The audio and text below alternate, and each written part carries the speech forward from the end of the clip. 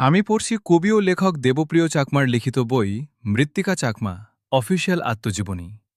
ভূমিকা পৃষ্ঠা ১২। মৃত্তিকা চাকমা প্রধানত কবি এবং এই পরিচয় তার নাট্যকার পরিচয়ের সমান্তরাল।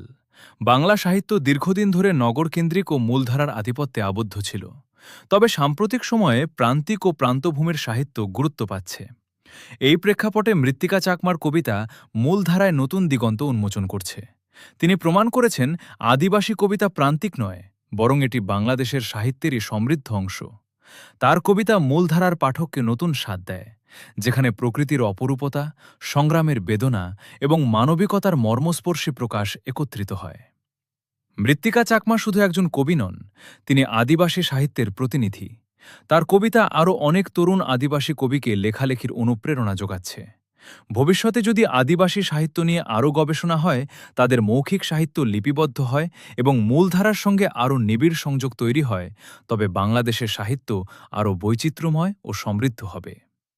মৃত্তিকা চাকমার কবিতা আদিবাসী জীবনের কণ্ঠস্বর, প্রকৃতির সঙ্গীত, প্রেমের বেদনা, দ্রোহের অগ্নি এবং অস্তিত্ব চেতনার ঘোষণা।